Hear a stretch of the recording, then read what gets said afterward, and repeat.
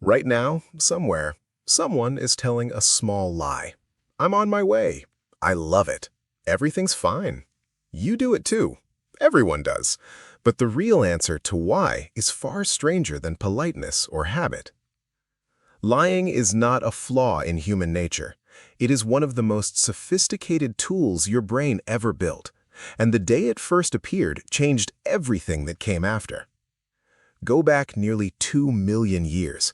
Your ancestors are living in small bands, eating whatever they can find, sleeping in the open, surrounded by predators bigger and faster than they are. There is no language yet. Not really. Just grunts, gestures, warning calls. Communication is honest because it has to be. A call means danger. A gesture means food. There is no room for deception when survival depends on trust. Then something shifts. Researchers studying primate behavior noticed it first in chimpanzees. Franz de Waal, a primatologist who spent decades observing ape social life, documented chimps hiding food from dominant males, only revealing it once the coast was clear. That is not an accident. That is strategy. That is the earliest flicker of deception long before words existed. Now push forward. Early humans developed bigger brains. Bigger brains mean more memory, more prediction, more modeling of what other people are thinking. Psychologists call this theory of mind. It means you can imagine what's happening inside someone else's head. And once you can imagine what someone else believes, you can imagine making them believe something false. That single leap changed the species. Anthropologist Robin Dunbar has argued that language itself likely evolved not for describing the world, but for managing social relationships, gossip, reputation, alliances. And where there is gossip, there is exaggeration. Where there is reputation, there is incentive to hide the truth. Lying didn't corrupt language. Lying and language may have grown up together. Think about what a lie actually requires.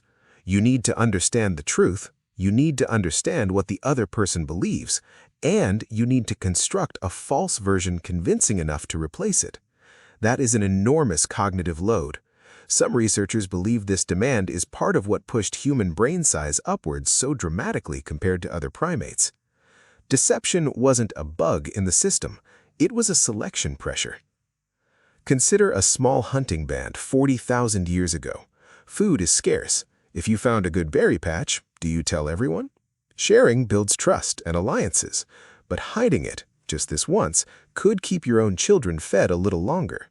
The temptation to lie and the need to detect lies would have evolved side by side, each one sharpening the other like a slow arms race inside the skull. That arms race never stopped. Psychologist Bella DePaulo ran a landmark study in the 1990s asking people to keep a diary of every lie they told over a week. The average adult lied once or twice a day. Not cruel lies, small ones. I like your haircut. Traffic was bad. Most lies, she found, are not selfish schemes. They are social glue, smoothing over friction that honesty would create. Which raises an uncomfortable question.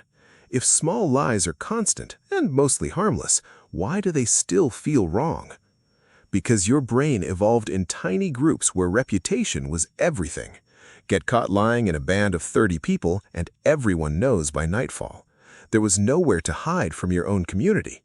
That ancient wiring still runs the show today, even though your community is now thousands of strangers online who will never trace a lie back to you at all. Modern research backs this up. Neuroscientist Neil Garrett and his colleagues at University College London found that small self-serving lies actually numb the brain's emotional response over time. The first lie feels uncomfortable. The 10th barely registers at all. Garrett called it an escalation effect. The brain adapts to dishonesty the same way it adapts to anything repeated. It gets easier, it gets quieter. That should unsettle you a little. It means the line between an honest person and a dishonest one isn't fixed.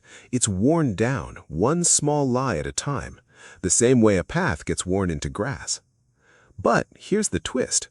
Lying, in the right doses, may have been essential to human cooperation itself. A species that could never soften a hard truth, never protect a friend's feelings, never hide a vulnerability from a rival, might have struggled to build the alliances that let humans dominate every other species on Earth. The capacity to deceive and the capacity to cooperate appear to be tangled together at the root. You are not lying because society broke you. You are lying because your ancestors' survival once depended on exactly this skill. The friend who says you look great before a big day. The parent who says it doesn't hurt to calm a crying child. The colleague who says no worries through gritted teeth. These are not failures of honesty. They are ancient tools, still working exactly as designed. So, tonight, when you tell someone dinner was delicious or that you're doing fine, notice what's actually happening. You are running software built over millions of years, refined in small bands where truth and trust had to be constantly renegotiated.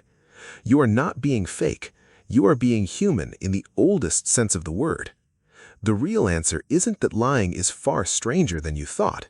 It's that somewhere, someone is telling a small lie right now, and for the first time, you understand exactly why.